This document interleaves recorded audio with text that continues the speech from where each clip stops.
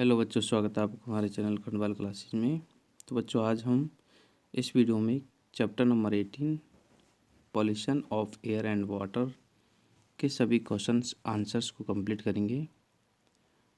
अगर आपको किसी और चैप्टर्स का वीडियो देखना है तो इस वीडियो के डिस्क्रिप्शन में मैंने एक प्लेलिस्ट बना रखा है आपके इस बुक का, जिसमें चैप्टर नंबर 1 से लेकर 18 तक के सारे वीडियोज अवेलेबल हैं, जिसमें आपको एक्सप्लेनेशंस वाले वीडियोज़ भी मिलेंगे और क्वेश्चन आंसर वाले वीडियोज़ भी मिलेंगे।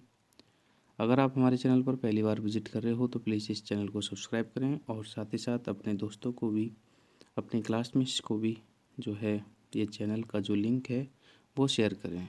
चलिए इस वीडियो को स्टार्ट करते हैं।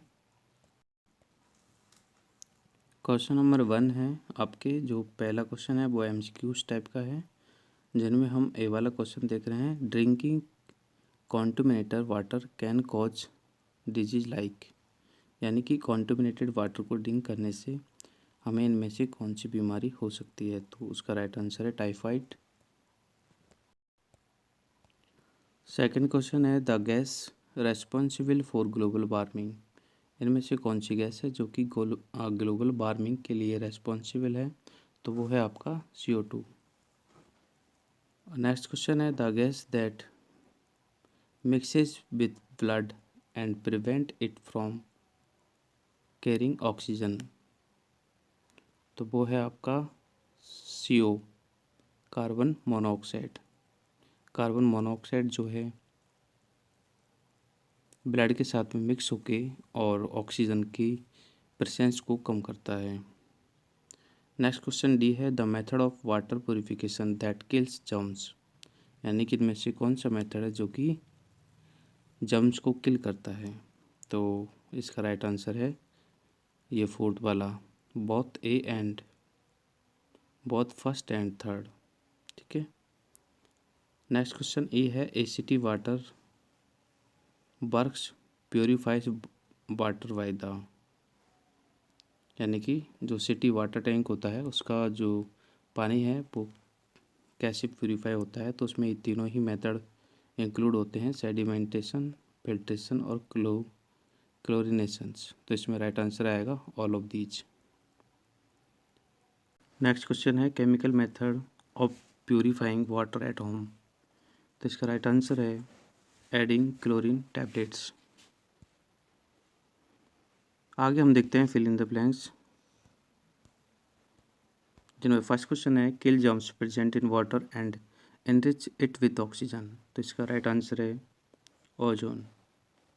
सेकेंड क्वेश्चन है are called greenhouse gases, कौन सी दो गैसेज हैं जिनको ग्रीन हाउस गैसेज कहते हैं।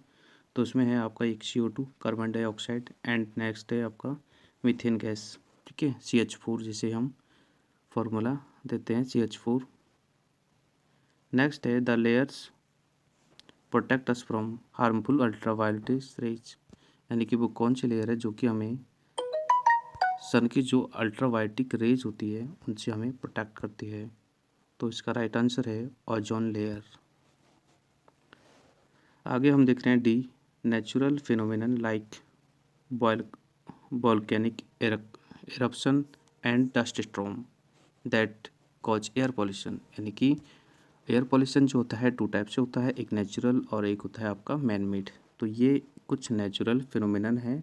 डस्ट स्टॉर्म यानी कि धूल भरी जो आंधियाँ चलती है उससे भी हमारा एयर पॉल्यूटेड होता है, एंड वॉल्केनिक eruption से भी।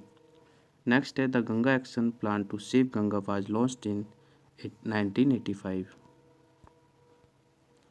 नेक्स्ट क्वेश्चन है global warming leads to increase in earth at temperature, यानी ग्लोबल वार्मिंग से अर्थ का टेम्परेचर इंक्रीज होता है। जी वाला क्वेश्चन है the create a hole in ozone layer, यानी CFCs क्लोरोफ्लोरोकार्बन्स के कारण जो ओजोन लेयर है उसमें एक होल क्रिएट हुआ है।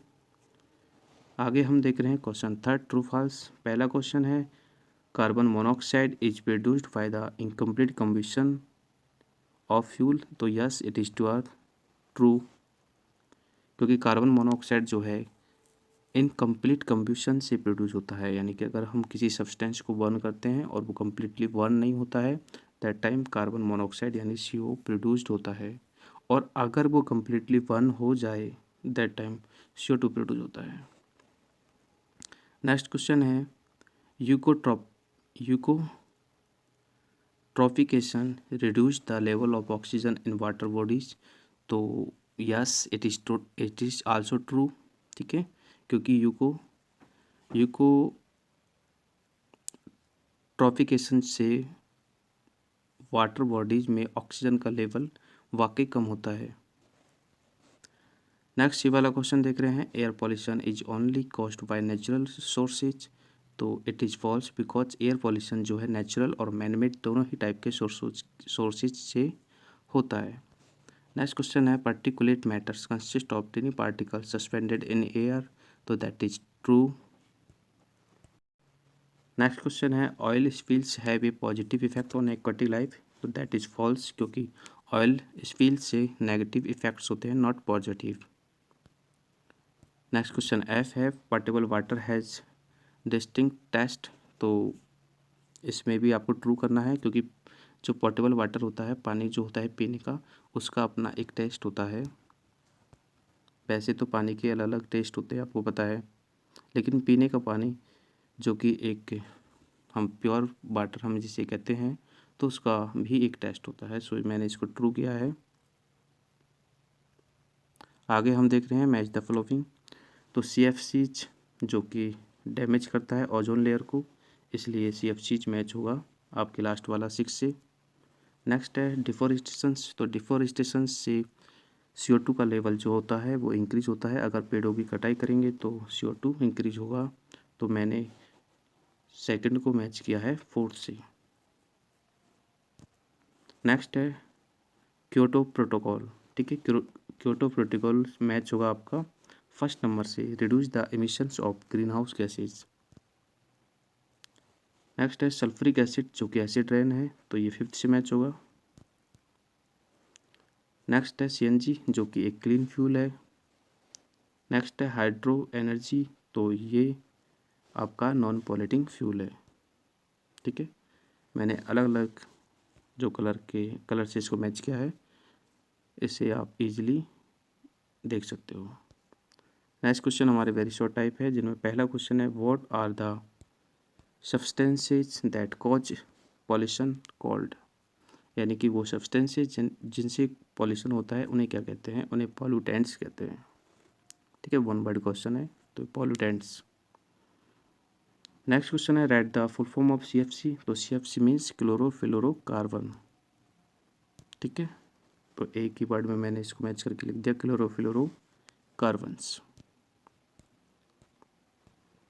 नेक्स्ट क्वेश्चन है name any 2 green house gases. तो इसको हम ऊपर भी पढ़ चुके हैं, फिल इन द ब्लैंक्स में CO2 and methane. Question number D है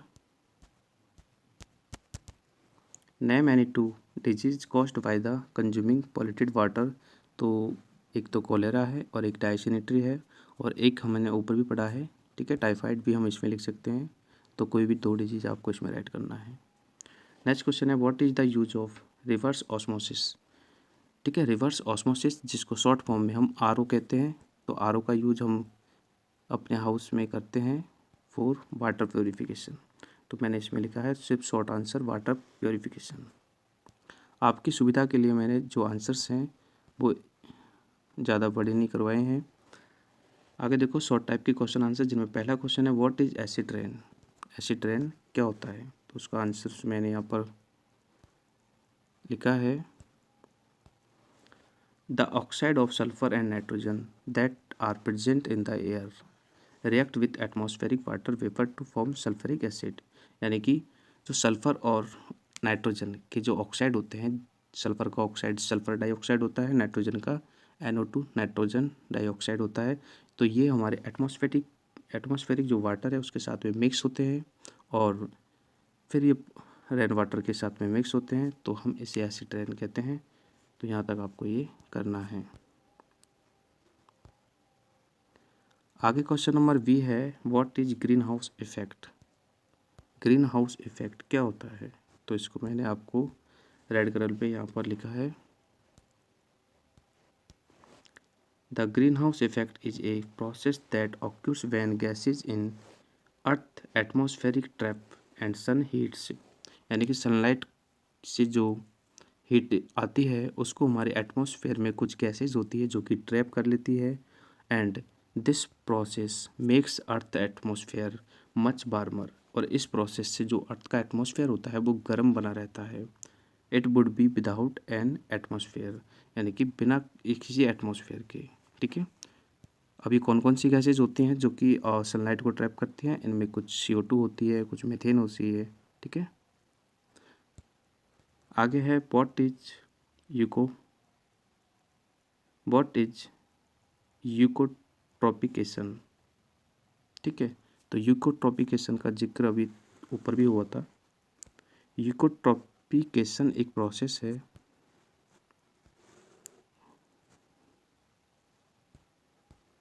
देखो, eutrophication is rapid excessive growth of algae and other plants in nutrition riched water bodies, यानी कि ऐसी वाटर बॉडीज जिनमें न्यूट्रिशन बहुत ज़्यादा क्वांटिटी में होता है, तो वहाँ पर जो एल्गीज होती है उनका जो ग्रोथ होता है वो बहुत ही ज़्यादा हो जाता है, and this leading to organic loading and depletion of the dissolve oxygen. और एल्गी एल्गी का जो ग्रोथ ज़्यादा होता है उससे क्या होता है कि पानी में ऑक्सीजन का लेवल कम हो जाता है। That is harmful for aquatic animals, जो कि एक्वाटिक एनिमल्स के लिए हार्मफुल होता है। ठीक है, तो ये आपका है यूकोट्रॉपिकेशन। ठीक है, जो कि काफ़ी वाटर बॉडीज होती है, आपने देखा होगा जिनमें एल्गी बहुत ज़्यादा होती है। ठीक है, क्योंकि वो वाटर बॉडीज जो होती है उनमें न्यूट्रिशन की क्वांटिटी ज़्यादा होती है, तो वहाँ पर एल्गी ज़्यादा होती है, तो इस कंडीशन में उस वाटर बॉडीज में जो है ऑक्सीजन का लेवल घट जाता है। इस प्रोसेस को यूकोट्रॉपिकेशन कहते हैं। नेक्स्ट है list any 2 causes of water pollution. ठीक है, वाटर पॉल्यूशन के कोई भी 2 कॉजेज यहाँ पर राइट करने हैं, तो मैंने नीचे आपको लिखे हैं। फर्स्ट है during drilling and shipping operations leakage of oil result in pollution of river and sea water. मान लीजिए कि जो आपका शिपिंग है, मान लीजिए जहाज़ वगैरह में जो ऑयल ट्रांसफ़र होता है, तो अगर उनमें लीकेज हो जाता है तो जो रिवर या फिर सी वाटर है वो भी क्या हो जाता है, पॉल्यूटेड हो जाता है। एक तो ये कॉज है। नेक्स्ट एक कॉज मैंने लिखा है नेचुरल फिनोमिनन लाइक जैसे volcano eruptions is also cause water pollution. ठीक है, तो ये दोनों ही कॉज वाटर पॉल्यूशन के हैं। नेक्स्ट देख रहे हैं हम लॉन्ग टाइप के क्वेश्चन आंसर, जिनमें पहला क्वेश्चन है what are the effects of global warming. Global warming के क्या क्या इफेक्ट्स हैं, तो इसका आंसर आपको यहाँ से लिखना है। Global warming is a major environmental issues in the present time. Global warming जो होता है एक मेजर एनवायरमेंटल इश्यूज है प्रेजेंट टाइम में। It will result in melting of glacier. अगर ग्लोबल वार्मिंग ज़्यादा हो जाए, उससे हमारा जो ग्लेशियर है जिन पे काफ़ी अमाउंट में जो आइस है वो जमी हुई है, तो वो मेल्ट हो सकती है, and also in polar region this rising the sea level and cause flooding. और इसके मेल्टिंग से सी लेवल एक तरह से राइज हो जाएगा और फ्लडिंग की जो कंडीशंस है वो एक तरह से क्रिएट हो जाएगी कोस्टल एरियाज में या फिर लो लाइंग एरियाज में। ठीक है, and global warming has become a major concern worldwide. Continues are signing agreements to reduce the emission of the greenhouse gases.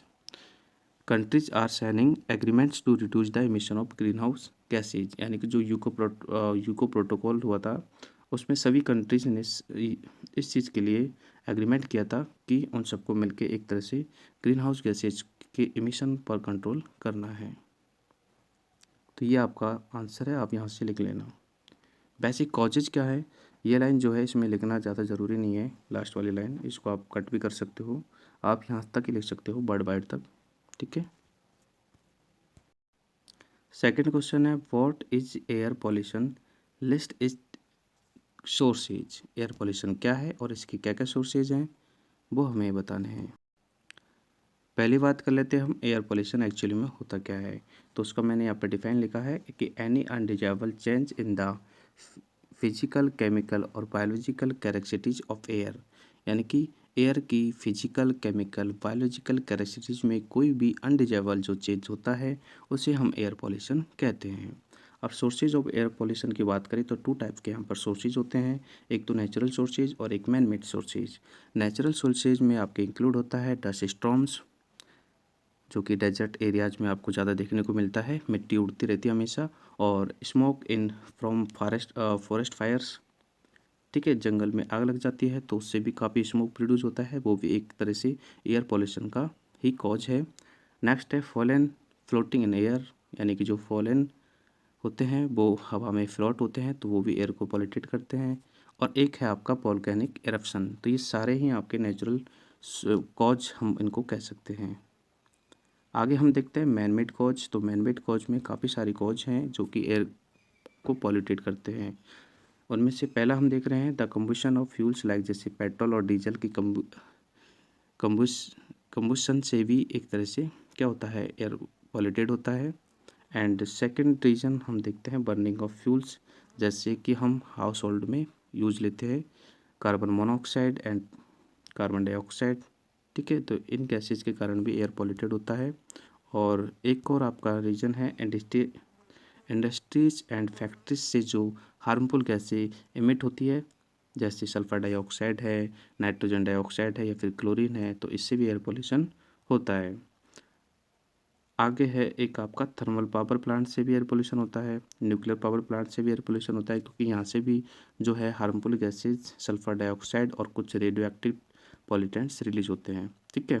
तो आपको इसमें इस क्वेश्चन में आपको डिफाइन लिखना है, उसके बाद कुछ नेचुरल सोर्सेज और कुछ मैनमेड सोर्सेज के बारे में बताना है। नेक्स्ट हम देखते हैं what is, third question, what is portable water and what are its characteristics. Portable water क्या है और इसकी क्या कैरेक्टरिस्टिक्स हैं, तो देखते हैं। Water that is suitable for drinking is called portable water, इसका आंसर आपको यहाँ से लिखना है। और इसकी कैरेक्टरिस्टिक्स जो होती हैं, पोर्टेबल वाटर जो होता है वो कलरलेस होता है, आउट और ऑडोरलेस होता है, ट्रांसपेरेंट होता है, ठीक है। तो ये आपका आंसर है, आपको इतना सही राइट करना है इसमें। नेक्स्ट क्वेश्चन आपका डी है, what is the water pollution and list its effect. Water pollution क्या है और इसके क्या इफेक्ट्स हैं, तो वो हमें राइट करने हैं। तो इसमें सबसे पहले हमें लिखना है डिफाइन वाटर पोल्यूशन होता क्या है।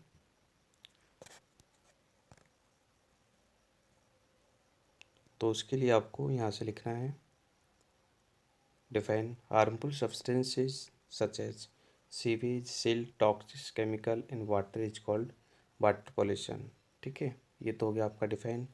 अब आगे देखते हैं इसके कॉजेज। इस क्वेश्चन में वाटर का डिफाइन लिखना है वाटर पोल्यूशन का, और उसके बाद आपको यहाँ से राइट करना है इफेक्ट्स ऑफ वाटर पोल्यूशन, ठीक है। और उसमें आपको ये 3 पॉइंट्स राइट करने हैं।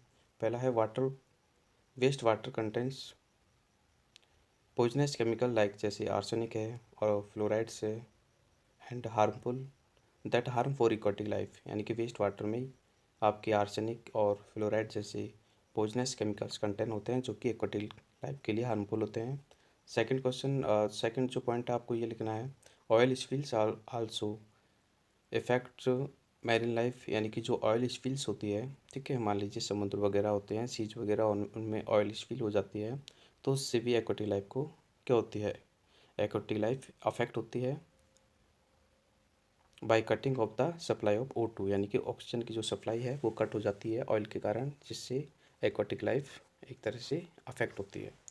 थर्ड पॉइंट इसमें लिखना है consumption of polluted water cause water borne disease, यानी कि पॉल्यूटेड वाटर को कंज्यूम करने से water borne disease like cholera, dysentery and jaundice हो जाते हैं, ठीक है। तो इसमें आपको ये 3 तो आपको इफेक्ट्स लिखने हैं, और एक जो मैंने अभी ऊपर बताई थी वो आपको डिफाइन लिखनी है। नेक्स्ट है आपका ई वाला question, explain how the city water work make river water safe, यानी कि जो सिटी में रिवर वाटर होता है उसको एक तरह से फॉर ड्रिंकिंग पर्पज़ के लिए किस प्रकार बनाया जाता है, तो इसमें हमें पूरा प्रोसेस राइट करना है। तो इसका जो आंसर है क्वेश्चन 5 का वो आपको यहाँ से करना है। In cities water treatment plants clean water from rivers, यानी सिटीज़ में जो वाटर ट्रीटमेंट प्लांट्स होते हैं वहाँ पर रिवर वाटर को क्लीन किया जाता है, ठीक है। और फिर उसको एक तरह से होम्स में सेंड किया जाता है। तो उसका जो कुछ प्रोसेस है उसमें कुछ स्टेप्स राइट करने हैं आपको, तो वो है, पहला है सेडिमेंटेशन। सेडिमेंटेशन जो प्रोसेस होता है ये आपने क्लास 7th में पढ़ा है, ज़्यादा हार्ड प्रोसेस तो नहीं है ये, ठीक है। सेडिमेंटेशन में होता क्या है, तो देखो, the water that is pumped from river into the tank allowed to be stand for some times. यानी कि सबसे पहले रिवर्स में से जो वाटर पंप किया जाता है उसको एक कुछ टाइम के लिए स्टैंड रखा जाता है। स्टैंड का मतलब स्टेट, या फिर हम बोल सकते हैं कि बिना उसको मतलब रखा जाता है किसी भी स्टोरेज टैंक में। द हैवी सब्सटेंसेस पार्टिकल्स, अगर उसमें कुछ हैवी और सस्पेंडेड पार्टिकल्स होंगे तो वो ऑटोमेटिकली बॉटम में सेटल डाउन हो जाएंगे, ठीक है। तो इस प्रोसेस को ही हम बोलते हैं सेडिमेंटेशन, ठीक है। जैसे मान लीजिए आप कोई गंदा पानी बाल्टी में भर के लाए हो, कुछ देर आप उस बाल्टी को, ठीक है, अनडिस्टर्ब्ड कंडीशन में रख दोगे तो वो ऑटोमेटिकली जो पानी है उसमें से जो हैवी या फिर सस्पेंडेड इम्प्योरिटीज़ है वो एक तरह से सेटल डाउन हो जाती है बॉटम में। तो ये प्रोसेस है पहला, सेडिमेंटेशन। सेकंड प्रोसेस है फिल्ट्रेशन। फिल्ट्रेशन क्या है, जब वो पानी में मतलब हैवी इम्प्योरिटीज सेटल डाउन हो जाती है तो उस पानी को हम निथार लेते हैं, यानी कि फ़िल्टर कर लेते हैं, तो वो होता है आपका filtration. The water is then filtrate through the thick layer of the sand and gravel to remove, यानी कि उसमें से सैंड और ग्रेवल को रिमूव कर लिया जाता है और पानी को अलग कर लिया जाता है, ठीक है। तो ये होता है आपका फिल्ट्रेशन। उसके बाद जो नेक्स्ट प्रोसेस है वो होता है एरिशन। एरिशन में क्या होता है, एरिशन में एयर प्रेशर की जाती है, मतलब एयर दी जाती है, उस फिल्टर्ड वाटर में एयर फ्लो की जाती है, ठीक है। उससे क्या होता है, दिस किल्स हार्मफुल जम्स, इससे जो हार्मफुल जम्स होते हैं इस फिल्टर्ड वाटर में तो वो किल हो जाते हैं, यानी कि वो ख़त्म हो जाते हैं। उसके बाद में जो लास्ट प्रोसेस है वो है क्लोरीनेशन, यानी कि उसमें क्लोरीन ऐड किया जाता है और उसके बाद में वो डिसइंफेक्टेड हो जाती है क्लोरीन ऐड करने के बाद में, ठीक है। फिर हम उसको एक तरह से सप्लाई कर सकते हैं हाउसेज में थ्रू द नेटवर्क पाइप्स, यानी कि नेटवर्क पाइप्स के द्वारा। तो ये जो प्रोसेस है वाटर ट्रीटमेंट प्लांट का जो कि एक सिटीज़ में होता है, आपके घरों में जो पानी आता है नल के द्वारा तो वो कुछ इसी प्रोसेस से गुजर के ही आता है, तो ये आपको राइट करना है। नेक्स्ट क्वेश्चन है आपका हायर ऑर्डर थिंकिंग स्किल्स के, जिनमें पहला क्वेश्चन है green house effects is a necessary evil justify, यानी कि ग्रीन हाउस इफेक्ट एक हमारे लिए नेसेसरी इविल है, इसको जस्टिफाई करना है।